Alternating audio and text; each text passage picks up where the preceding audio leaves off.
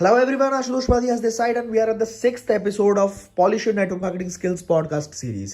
5 episodes हम complete कर चुके हैं. बहुत मजा आ रहा है सीखने में, सिखाने में एंड मेरी भी सारी चीजें रिवाइज हो रही हैं जो मैंने अभी पिछले 3 साल के अंदर काम करते हुए बिल्ड किया. एंड अगर आपको कंटेंट अच्छा लग रहा है, लाइक करना बिल्कुल मत भूला करो आप एंड कमेंट करके मुझे बताया करो कि कौन सा पार्ट आपको सबसे ज्यादा बढ़िया लगा. Alright, so will start this session. और आज के इस एपिसोड के अंदर हम सीखने वाले हैं बहुत ही ज्यादा important skill, that is follow up. Network marketing में बहुत बार आपने सुनी होगी ये बात, ये कहावत सुनी होगी कि Fortune is in the follow up. Fortune मतलब जो किस्मत होती है, जो भाग्य होता है, वो फॉलो अप के अंदर है. बट ज्यादातर लोग फॉलो अप नहीं करते हैं. ये सबसे बड़ी मतलब कह सकते हो आप बीमारी है या लेजीनेस है या सबसे बड़ा कारण है जिसकी वजह से लोग कामयाब नहीं होते, क्योंकि वो फॉलो अप नहीं करते हैं. उनको लगता है फॉलो अप करना is like being a chewing gum. Chewing gum बनने को ही फॉलो अप करना बोलते हैं, बट ऐसा नहीं है. प्रोफेशनल तरीके भी हैं फॉलो अप करने के. आप प्रोफेशनली भी फॉलो अप कर सकते हो, हरास करने की बिल्कुल भी जरूरत नहीं पड़ेगी. सो इस एपिसोड के अंदर हम एक तो फॉलो अप सीखने वाले हैं, दूसरी चीज सीखने वाले कि ऑब्जेक्शंस को प्रोफेशनली किस तरीके से हैंडल करना है. हमने सामने वाला जिस तरह के ऑब्जेक्शंस हमें करेगा तो ऑब्जेक्शंस को हैंडल करने के क्या क्या तरीके होते हैं. Alright, so will start it. सबसे पहले मैं आपको चार ऐसे पॉइंट्स बताने वाला हूं जिसको आपको दिमाग में रखना है फॉलो अप करते टाइम पे. बिल्कुल दिमाग में रख लेना आज से. तो पहला पॉइंट है कि फॉलो अप इज समथिंग कि आपने पहले ही बोला कि आप ये करने वाले हो और आपने वो काम कर दिया. बात समझ गए? फॉलो अप इज कि आप वो काम करने वाले हो, या आपने पहले ही बोल दिया और आपने वो काम किया. That is follow up. इसमें कोई भी अनएथिकल चीज नहीं है, कोई भी हरासमेंट नहीं है. आपने पहले ही बोल दिया. जैसे कि मैंने बताया था ना कि आप रिव्यू करने के लिए कोई टूल दोगे या फिर आप रिव्यू करने के लिए आप उसको बोलोगे कि एक शॉर्ट वीडियो मैं भेज रहा हूं.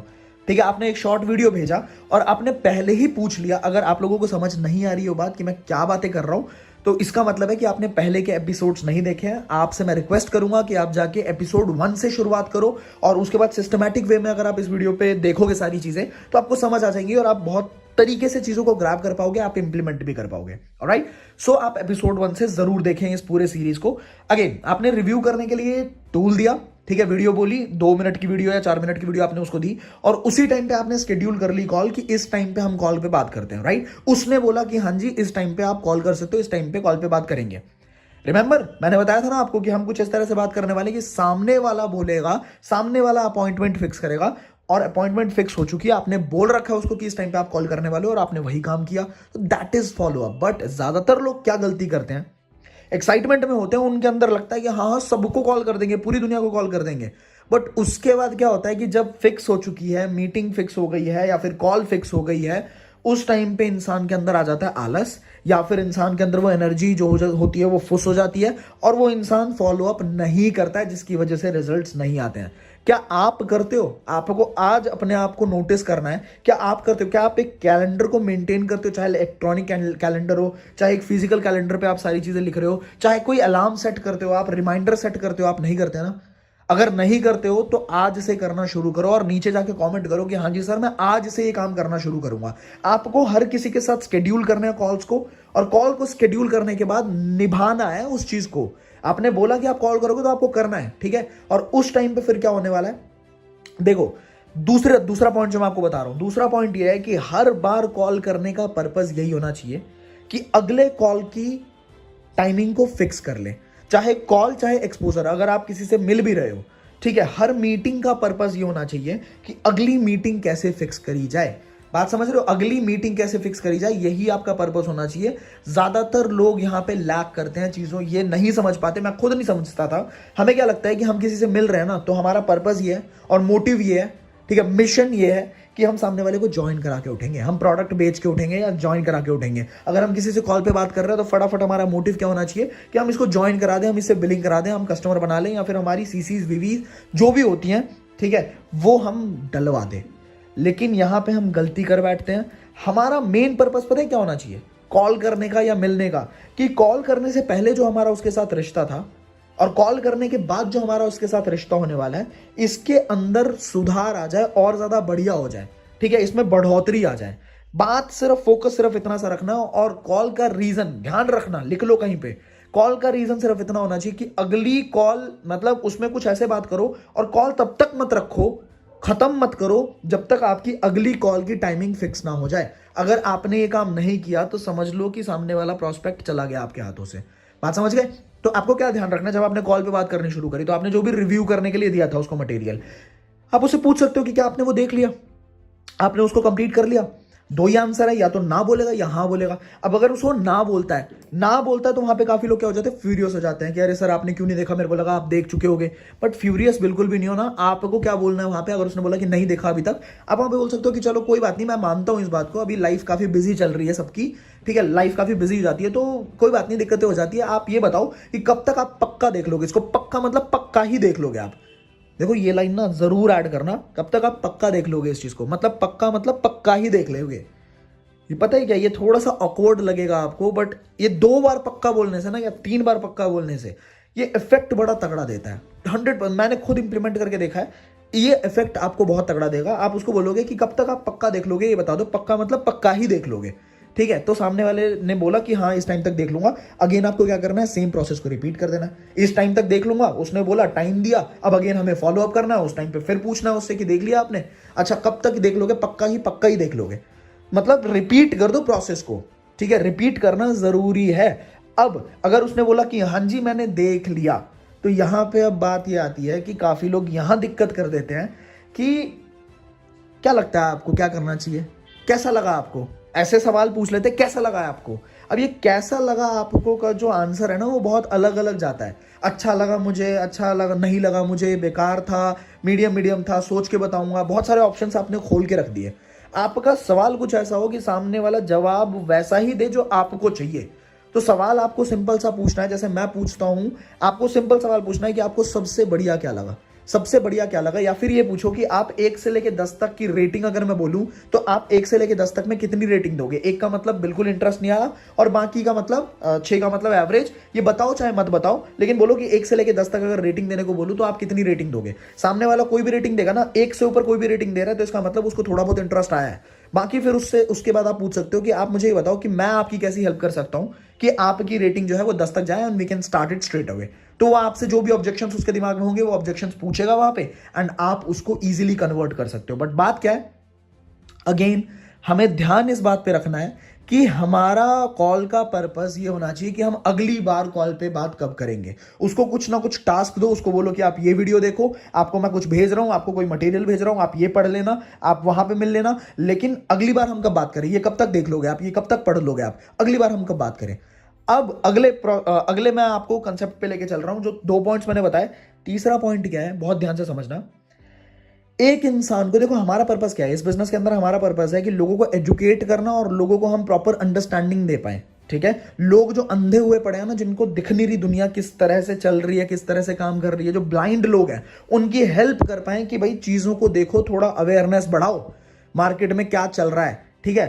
तो वहां पे क्या है कि आपको कम से कम 4 से 6 बार कॉल पे बात करना जरूरी है, या फिर पर्सनली मिलना जरूरी है। अगर आप फिजिकली बिजनेस बिल्ड कर रहे हो तो मिलना जरूरी है, 4 से 6 एक्सपोजर्स होने चाहिए। और अगर आप कॉल पे बात कर रहे हो तो 4 से 6 बार कॉल पे बात होनी चाहिए आपकी। तभी आप लोगों को प्रॉपर तरीके से एजुकेट कर सकते हो, तभी आप लोगों को, देखो अगर आप तुरंत चाहोगे ना कि भाई तुरंत ही कर ले, ठीक है, रिलेशनशिप बिल्डिंग आपको करनी ही नहीं है, तो यहां पे आपका रेशो बहुत कम आएगा, बहुत बहुत। आप इस बात को समझिए, आपको एक बात समझाना चाहता हूं मैं, क्या आप यहां पे सिर्फ पैसा कमाने आए हो, यहां पे आप लोग भी कमाने आए हो, या आप लॉन्ग टर्म बिजनेस करने आए हो। अगर आप सिर्फ पैसा कमाने आए हो ना, तो आप रिलेशनशिप बिल्ड नहीं करोगे, लोगों का आप पे ट्रस्ट नहीं होगा, और आप आगे दौड़ पीछे छोड़ वाले हिसाब किताब के अंदर चले जाओगे। आप बहुत पैसा कमाओगे, बट आप पैसा कमाने की आड़ में ना बहुत लोगों को खराब कर चुके होगे, आपने बहुत लोगों का नेटवर्क सत्यानाश कर दिया होगा, बहुत लोगों को नेगेटिव कर दिया होगा, फॉलो अप ना करके, उनको प्रॉपरली एजुकेट ना करके, ठीक है। तो मैं ये चाहता हूं, मैं आपसे रिक्वेस्ट करता हूं कि आप अगर किसी से बात करते हैं ना, तो वहां पे आपको उनको प्रॉपरली एडुकेट करना है। अगर वो हमारे साथ बिजनेस करेगा तो भी बहुत बढ़िया, अगर नहीं भी करेगा ना, तब भी वो नेटवर्क मार्केटिंग के बारे में कभी गलत नहीं बोलेगा, क्योंकि आपने उसको प्रॉपर एजुकेशन दी थी, राइट। तो 4 से 6 बार एक्सपोजर होना चाहिए, बातचीत होनी चाहिए आपके, और आपको प्रॉपरली एडुकेट करना है। इसके अंदर एक और फायदा आपको होने वाला है कि सामने वाले का जो रिलेशन बिल्डिंग है ना, आप अपनी फ्रेंडशिप को बहुत स्ट्रांग कर सकते हो उसके साथ, आपके पास मौका है। और हर बार कुछ ना कुछ टास्क दो, आपको अपने सिस्टम के अंदर बनाना है कि आपको टास्क कैसे देना है। टास्क दो, रिव्यू करने के लिए बोलो, और दोबारा कॉल करो, और फिर बात करो, फिर बात करो। बार बार जब आप लूप में बात करोगे तो उसका ट्रस्ट कैसे बिल्ड नहीं होगा, आप खुद सोचो, ठीक है। अगला चौथा पॉइंट जो मैं आपको बताना चाह रहा हूं, दिमाग में रखना, आपको अपने कॉल के टाइमिंग्स को कंप्रेस करना है। ऐसा नहीं है कि आज बात करी तो 2 दिन बाद बात करूंगा, 3 दिन बाद बात करूंगा, 1 हफ्ते बाद बात करूंगा। नहीं, जितना ज्यादा उसको टाइम मिलेगा उतना ज्यादा लाइफ में डिस्ट्रैक्शंस होती है, उतना ज्यादा वो अलग अलग चीजों के अंदर बिजी हो जाएगा और फिर उतना ज्यादा पॉसिबिलिटी बढ़ जाती है उसके बिजनेस को ज्वाइन ना करने की और उसके भाग जाने की। राइट? तो बात ये समझनी है हमें कि हमें कॉम्प्रेस करना है टाइमिंग को। अभी अगर बात कर हो रही है हमारी तो 4 घंटे बाद बात होगी, 5 घंटे बाद बात होगी, कल बात हो जाएगी। बट ऐसा नहीं है कि आपने 4 दिन का टाइम दे दिया, 1 हफ्ते का टाइम दे दिया फिर गलत हो जाएगा। तो आपको कॉम्प्रेस करना है टाइमिंग को। ये बात समझ आ गई? तो फॉलो अप करते टाइम पे आपको बस इन्हीं बातों का ध्यान रखना है। अब आते हैं कि क्वेश्चंस एंड ऑब्जेक्शंस पे। ऑब्जेक्शंस जब सामने वाला इंसान आपके ऊपर पुट करता है तो आपको उस टाइम पे ऑब्जेक्शंस को कैसे हैंडल करना है। देखो, जब आप रिक्रूटमेंट करने के लिए निकलते हो तो हर स्टेप के अंदर आपको अलग अलग क्वेश्चंस पूछे जाते हैं, आपको अलग अलग तरह के ऑब्जेक्शंस, भांति भांति के लोग मिलते हैं, भांति भांति का एक्सपीरियंस होता है उनका, और अलग अलग तरह के क्वेश्चंस आपसे पुट किए जाते हैं, पूछे जाते हैं। कई बार तो ऐसा भी होता है लोग कूल दिखने के लिए क्वेश्चन निकाल के लाते हैं, कूल दिखने के लिए क्वेश्चन की उनको ये फील करवाना होता है सामने वाले को कि भाई मैं इतना आसान नहीं हूं, इतनी आसानी से बिजनेस के अंदर नहीं आऊंगा। तो कूल दिखने के लिए भी कई बार क्वेश्चंस आते हैं हमारे दिमाग में और लोग हमसे पूछते हैं। राइट? बट हमें ये ध्यान रखना है, बहुत लॉजिकली और बहुत सेंसिबली हमें क्वेश्चंस को हैंडल करना होता है। क्योंकि अगर तो हम डिफेंसिव दिख गए, ठीक है, डिफेंसिव हमने प्रिटेंड कर दिया वहां पे, तो लोगों के दिमाग में डाउट आ जाएगा कि ये कुछ गलत है, कहीं कुछ झोल है। और अगर हम ऑफेंसिव हो गए, हमने उसके साथ बदतमीजी से बात कर दी, ठीक है, हमने उसके साथ मतलब तू तड़ाक करके बात कर दी या फिर ऐसा कर दिया, थोड़े गर्म हो गए हम वहां पे, तो फिर क्या होगा, हम वैसे ही भगाड़ देंगे, खदेड़ देंगे अपने प्रोस्पेक्ट को। तो देखो, हमारा मेन पर्पस क्या है, दोबारा से एक बार रिफाइन कर रहा हूं मैं, मेन पर्पस है लोगों को एजुकेट करना। अंधे लोग, जो ब्लाइंड लोग हैं, उन ब्लाइंड लोगों को दिखाना, उनकी हेल्प करना कि वो देख पाए दुनिया को। ठीक है, हमारा मेन पर्पस ये, हमारा मेन पर्पस ये नहीं है कि हम किसी आर्ग्यूमेंट के अंदर फंसे और आर्ग्यूमेंट को जीते, बिल्कुल भी ये मेन पर्पस नहीं है। क्योंकि अगर जीत भी गए तो हम बंदे को लूज कर देंगे और पैसा तो नहीं आने वाला। अगर कोई आर्ग्यूमेंट आप जीत भी जाते हो तो बंदा आपको पसंद नहीं करने वाला है, वो इंसान आपको पसंद ही नहीं करेगा, और जब पसंद नहीं करेगा तो वो आपके साथ बिजनेस भी नहीं करेगा। आप करके देख लेना, अगर आपका मन करे तो आप किसी के साथ आर्ग्यूमेंट करके कभी देख लेना। बट मैं आपको स्ट्रांगली सजेस्ट करूंगा कि कभी भी हमें आर्ग्यूमेंट के अंदर नहीं फंसना है। हमें हार मान लेनी है, कोई बात नहीं है, लेकिन हमारा मेन पर्पस क्या है, हम लोगों को एडुकेट करने वाले हैं, हम उनकी अंडरस्टैंडिंग बढ़ाने वाले हैं। तो देखो, किसी भी तरह का ऑब्जेक्शन है ना, 2 ही कैटेगरी के ऑब्जेक्शंस होते हैं मार्केट के अंदर। पहली कैटेगरी है ये कि लोगों को खुद पे भरोसा नहीं होता, लोगों को खुद की कमियां दिख रही होती हैं। और दूसरी प्रॉब्लम ये है कि लोगों को नेटवर्क मार्केटिंग पे भरोसा नहीं होता, लोगों का नेटवर्क मार्केटिंग की प्रॉब्लम्स दिखती हैं। ठीक है, 2 ही मेजर ऑब्जेक्शंस होते हैं। जितने भी ऑब्जेक्शंस होंगे ना, वो इन दोनों में से किसी एक कैटेगरी के अंदर आते हैं। ठीक है, पहली कैटेगरी के अंदर किस तरह के सवाल होते हैं कि मेरे पास पैसे नहीं है, मेरे पास टाइम नहीं है, तो लोगों को अपने ऊपर भरोसा नहीं होता कि मैं कर पाऊंगा या नहीं कर पाऊंगा, मैंने सीखा नहीं, मेरे पास एक्सपीरियंस नहीं है। तो इस तरह के जो ऑब्जेक्शंस होते हैं वो किस कैटेगरी के अंदर आते हैं कि मेरे को खुद पे भरोसा नहीं है, मैं कर पाऊंगा या नहीं कर पाऊंगा। और क्या ये MLM है, क्या ये पिरामिड स्कीम है, क्या ये पॉन्जी स्कीम है, क्या ये भाई ये वैसा वाला काम तो नहीं है, इसमें वैसा वैसा तो कुछ नहीं करना पड़ता होगा, इसके अंदर मैं दोस्तों को खराब नहीं करने वाला, यार मेरे दोस्त खराब मानेंगे। ये कौन सी कैटेगरी का है? ये उस कैटेगरी का है जिसको हम नेटवर्क मार्केटिंग, मतलब कहीं ये नेटवर्क मार्केटिंग तो नहीं है, नेटवर्क मार्केटिंग पे जिन लोगों का भरोसा नहीं होता, ये उस कैटेगरी के क्वेश्चन है। तो पहली कैटेगरी वाले क्वेश्चन को हमें किस तरीके से हैंडल करना है, बहुत ध्यान से समझना। एक बहुत ही बड़ा फॉर्मूला है, बहुत टाइम से चलता आ रहा है, बहुत बड़े बड़े लीडर्स ने इस फॉर्मूले के बारे में डिस्कशन करी हुई है। That is feel felt found. Feel felt found, आपको बहुत समझना पड़ेगा इस बात को। देखो, अगर सामने वाले ने बोला कि मेरे पास पैसे नहीं है, अब कई सारे लोग किस तरीके से उसको हैंडल करने लग जाते हैं कि ऐसी कैसे बात बोल दी आपने, पैसे नहीं है, आपके हाथ में फोन है, वो फोन बिना पैसों के थोड़ी आया है, आपके पास ये है, आपके पास वो है, बिना पैसों के थोड़ी आया है। तो वहां पे देखो, समझो इस बात को, आप ये जरूर कर सकते हो, इस तरीके से भी बात कर सकते हो, बट तब जब आपने एक पोजीशन हासिल कर ली है और सामने वाला इंसान आपके जैसा बनना चाहता है, तब आप इस तरह के अप्रोच को यूज कर सकते हैं। बट जब इनिशियल लेवल पे है तो आपको हम्बली बात करनी है लोगों से। और वहां पे आप क्या करने वाले हो, अगर आप किसी ने बोला पैसे नहीं है, तो आप वहां पे बोल सकते हो कि ब्रदर, मैं बिल्कुल एग्जैक्टली फील कर सकता हूं कि आप क्या फील कर रहे हो। ठीक है, फील फेल्ट फाउंड। आपने क्या बोला कि I have felt the same way, the way you are feeling right now. मैंने सेम चीजें फील करी है, मेरे पास भी एक टाइम पे पैसे नहीं होते थे। यहाँ पे स्टोरी टेलिंग लेके आ जाओ। ठीक है, आप अपनी स्टोरी को ऐड कर दो या फिर आप किसी भी इंसान की स्टोरी जिसको आप जानते हो आपकी कंपनी के अंदर और उसकी स्टोरी सिमिलर है आपके सामने बैठे हुए प्रोस्पेक्ट के साथ। ठीक है, तो आपने अपनी स्टोरी को इंक्लूड कर दिया कि मेरे पास भी सेम ऐसा दिन मैंने देखा है, मैं फील कर सकता हूं ब्रदर कि कैसी फीलिंग है अभी, मतलब आप क्या फील कर रहे हो, मैं बिल्कुल फील कर सकता हूं। मेरे पास भी पैसे नहीं होते थे, मेरे पास तो इतने भी पैसे नहीं थे कि मैं मतलब बस ट्रांसपोर्ट भी अफोर्ड कर सकूं, या इस तरह से आपने अपनी स्टोरी बनाई। फिर आपने बोला कि देन आई फाउंड, मतलब फिर मैंने सोचा, फिर मुझे ये प्रोजेक्ट मिला, नेटवर्क मार्केटिंग मिली और मैंने इस पे डिस्कस मतलब पूरा स्टडी किया और फिर मैंने सोचा, आई फाउंड कि अगर मैं आज इसके अंदर काम नहीं करता हूं तो आज जो मेरी सिचुएशन है वही मेरी सिचुएशन 2 साल बाद भी होने वाली है। अगर आज मेरे पास पैसे नहीं है तो 2 साल बाद भी मेरे पास पैसे नहीं होने वाले हैं। एंड देन मैंने इसके ऊपर सोचा, समझा, and then I started the business. तो आपको नहीं लगता कि, आप मुझे बताओ कि आपको नहीं लगता अगर हम इस चीज पे काम करना शुरू कर दें तो हमारी जिंदगी में बदलाव, अगर आज हम बोल रहे हैं कि हमारे पास पैसे नहीं है तो हमें कल बोलने की नौबत ना आए कि हमारे पास पैसे नहीं है, ठीक है। और अगर इन केस कभी ऐसा होता है कि आपको भी फील हो रहा है कि सामने वाले के पास सच में पैसे नहीं है, तो आप मुझे बताओ, अगर आप उसको सच में एक तरीका दे दो, जेन्युइन सा तरीका दे दो जिससे वो मेहनत करके अपने पहले लेवल को अचीव कर सकता है, बहुत आसानी से अपने पहले लेवल को अचीव कर सकता है बिना ज्यादा पैसा इन्वॉल्व किए हुए अपनी मेहनत से, तो उसके लिए भी बहुत बढ़िया हो जाएगा और आपके लिए भी बहुत बढ़िया हो जाएगा। सो अगर आपको याद ना हो, मैंने आपको बहुत बार बोला है 18 दिसंबर को एक सेशन होने वाला है जिसके अंदर आपके इन्हीं 2 मेजर प्रॉब्लम का सोल्यूशन मैं देने वाला हूँ और बहुत मजा आने वाला है।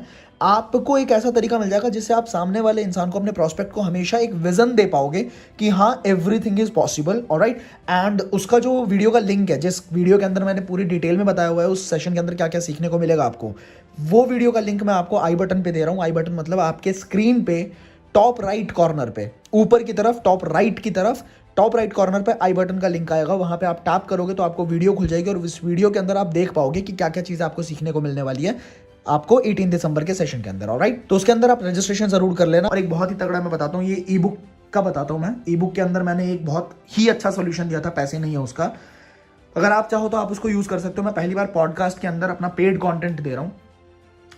करना क्या है, आप उसको बोल सकते हो कि ब्रदर एक बात बताओ मुझे, बहुत लॉजिकल, जब कोई इंसान कोई ऑब्जेक्शन पुट करता है ना, तो ऑब्जेक्शन के टाइम पे आपको उसको कन्विंस नहीं करना है, आपको कुछ ऐसा करना है जिससे सामने वाला आपको कन्विंस करे।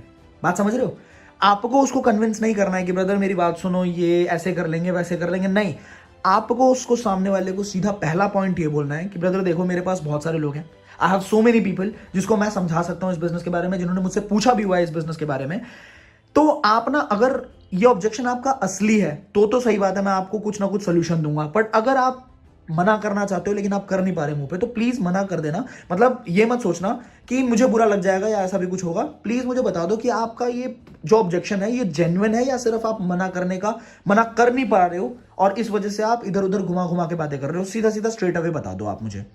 ये एक लाइन बोलने से सामने वाला बहुत कंफर्टेबल हो जाता है। अगर उसको सीधा मना करना होगा वो मना कर देगा, आपका टाइम बच जाएगा, आपको टाइम वेस्ट करने की जरूरत नहीं है। और अगर उसका सच में जेन्युइन ऑब्जेक्शन होगा ना, तो वो बोल देगा कि नहीं नहीं भाई मेरे जेन्युइन ऑब्जेक्शन है, जेन्युइन ऑब्जेक्शन है। और हमें ऐसे ही लोग, देखो जो लोग टाइम पासर्स है ना, जो टाइम पास करने के लिए आते हैं, वो हमें वैसे भी नहीं चाहिए इस बिजनेस के अंदर।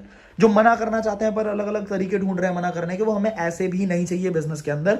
उसने बोला कि ऑब्जेक्शन मेरा जेन्युइन है, मेरे पास सच में पैसे नहीं है, तो आप उससे दोबारा पूछो कि मतलब आप बिजनेस करना चाहते हो, ये बात पक्की है? वो बोलेगा हाँ भैया मैं बिजनेस करना चाहता हूं। फिर उससे पूछो आर यू श्योर आप बिजनेस करना चाहते हो, आर यू श्योर आप ये काम करना चाहते हो? भैया सच बता रहा हूं मैं ये करना चाहता हूं बट मेरे पास पैसे नहीं है। अब ये, हाँ यहाँ पे क्या हो रहा है आप थोड़ा सा नोटिस कीजिए, यहाँ पे वो इंसान आपको कन्विंस करने पे लगा हुआ है, ना कि आप उसको कन्विंस करने पे लगे हो। वो कह रहा है कि भाई मैं सच में करना चाहता हूं, मुझे कोई तरीका दे दो प्लीज। अब क्या करना, अब आपने कुछ ना कुछ एग्जाम्पल के थ्रू, जैसे मैं बताता हूं आपको, कि आप उसको ये समझा सकते हो कि ब्रदर एक बात बताओ, मान के चलते हैं आपके पास बिल्कुल भी 1 रुपया नहीं है, फूटी कौड़ी नहीं है, ठीक है, या मेरे पास फूटी कौड़ी नहीं है। आप अपने आप को भी एग्जाम्पल की तरह से लेके आप वहां पे अपने आप का एग्जाम्पल लेके भी बता सकते हो ताकि उसको बुरा ना लगे। तो आप बोल सकते हो कि अगर मान लो मेरे पास पैसे नहीं है और मान के चलते हैं कि मेरे फादर साहब हैं, आप अपना एग्जाम्पल या उसका एग्जाम्पल या किसी थर्ड पार्टी का एग्जाम्पल किसी का भी ले सकते हैं, जस्ट फॉर एन एग्जाम्पल समझना। कि मान के चलो ब्रदर आपके पास 1 भी रुपया नहीं है और आपके फादर साहब रात को कहीं से आ रहे थे और रात को अचानक ही कुछ मिसअंडरस्टैंडिंग होती है, कुछ मिसकम्युनिकेशन होती है जिसकी वजह से आपके फादर को जेल हो जाती है और आपको ये बात पता लगती है और आपको पता लगता है कि रातों रात हमें बेल करवानी है अगर, तो हमें 15,000 रुपए का बेल करवाना पड़ेगा, 15,000 रुपए जाके सबमिट करने पड़ेंगे। अब मुझे ये बताओ कि क्या आपके पास अगर पैसे नहीं है तो आप बेल करवाओगे अपने फादर का या नहीं करवाओगे? वो क्या बोलेगा? मैं बिल्कुल करवाऊंगा भाई, बिल्कुल करवाऊंगा। कैसे करवाओगे? अरेंज करके करवाऊंगा, करवाना पड़ेगा, पापा को जेल से निकालना पड़ेगा। तो आप उससे सीधी सीधी बात पूछ सकते हो कि जिस फाइनेंशियल जेल के अंदर अभी तक हम लोग हैं, ठीक है, आज तक हम हमेशा इतने बड़े हो गए फिर भी हम बोल रहे हैं पैसे नहीं है, तो ये फाइनेंशियल जेल ही तो है एक तरीके का। इस जेल से निकलने के लिए अगर कुछ पैसों को अरेंज करना पड़ जाए तो क्या हम उसको नहीं करवाएंगे? हम उसको जरूर करवाएंगे। तो आपको मैं बता दूं, ई बुक के अंदर मैंने 2-3 इसी तरीके के बहुत अच्छे अच्छे तरीके दे रखे हैं ई बुक के अंदर। तो आप चाहो, अगर आपने अभी तक नहीं पढ़ा है, आप ई बुक को भी ले सकते हैं, मैं डिस्क्रिप्शन के अंदर उसका लिंक डाल दूंगा। और अगर आपने पढ़ी हुई है तो दोबारा से रिवाइज कर लोगे, आपको बहुत ज्यादा मजा आने वाला है। तो इस तरीके से जिन लोगों को पर्सनल अपने ऊपर बिलीफ ना हो, उनका ऑब्जेक्शन आप फील फेल्ट फाउंड से बहुत आसानी से क्लियर कर सकते हो। और अब चलते हैं जिन लोगों का ऑब्जेक्शन हो कि नेटवर्क मार्केटिंग तो नहीं है, चेन सिस्टम तो नहीं है, अरे यार ये लोगों को तो नहीं जोड़ना पड़ेगा, हमें अपने दोस्तों को तो नहीं बताना पड़ेगा।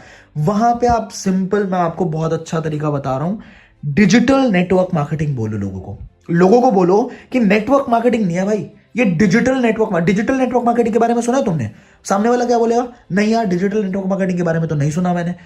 पता है तुम्हें क्या होता है नेटवर्क मार्केटिंग के बारे में? फिर पूरा जितनी भी प्रॉब्लम्स होती है ना नेटवर्क मार्केटिंग के बारे में, नेटवर्क मार्केटिंग के अंदर कि लोगों को चिपकना पड़ता है, ये करना पड़ता है, वो करना पड़ता है, जो आपको सुनने को मिलती है लोगों से, वही सेम बात है आप प्रोस्पेक्ट को बोल दो कि भाई नेटवर्क मार्केटिंग में तो ऐसे ऐसे काम करना पड़ता है, ये करना पड़ता है, लोगों के पास चिपकना पड़ता है, लोगों से मिलने जाना पड़ता है, ये सारी प्रॉब्लम्स होती है। तो नेटवर्क मार्केटिंग तो है ही नहीं, लोगों के पीछे पड़ना पड़ता है। लेकिन डिजिटल नेटवर्क मार्केटिंग के अंदर ऐसा कोई भी काम नहीं है। डिजिटल नेटवर्क मार्केटिंग में सारी चीजें मैग्नेटिक मार्केटिंग के ऊपर होती हैं, ठीक है। ये भी बात मैंने डिटेल में ऑब्जेक्शन हैंडलिंग के अंदर ई बुक के अंदर डिस्कस की हुई है। तो आप वहां पे अपनी टीम का एक यूएसपी बता सकते हो कि आपकी टीम किस तरह से काम करती है, आपका सिस्टम किस तरीके से काम करता है। आपको च्युइंगम मार्केटिंग नहीं करनी, आपको मैग्नेटिक मार्केटिंग करनी है, ठीक है। और आप सिंपल, अगर कोई इंसान ज्यादा ही वो हो रहा है कि नेटवर्क मार्केटिंग तो करनी ही नहीं है, नेटवर्क मार्केटिंग तो नहीं है, तो घबराने की जरूरत नहीं होती। यहां पे आपको सिंपली उससे पूछना होता है कि आपको पता है नेटवर्क मार्केटिंग के बारे में, आपके पास मतलब आपका कोई एक्सपीरियंस है क्या नेटवर्क मार्केटिंग के बारे में? तो सामने वाला आपको बोलेगा कि हाँ जी मेरा एक्सपीरियंस था। अगर उसका रहा होगा तो वो जरूर बोलेगा कि मेरा एक्सपीरियंस था, इसके अंदर नेटवर्क मार्केटिंग में मेरा एक्सपीरियंस था। अब आपने सिर्फ एक सवाल पूछ के ना उसको थोड़ा ओपन अप कर दिया, उसको बोलो कि क्या एक्सपीरियंस था, मुझे बता सकते हो? सामने वाला बताएगा कि अरे मेरे दोस्त ने मेरे को ज्वाइन करवाया हुआ था, ये चीज थी, वो चीज थी, वहां पे एक कंपनी थी। तो आप वहां पे पूछोगे कि क्या लगता है आपको, आप वहां पे मतलब कामयाबी नहीं मिली तो रीजन क्या था?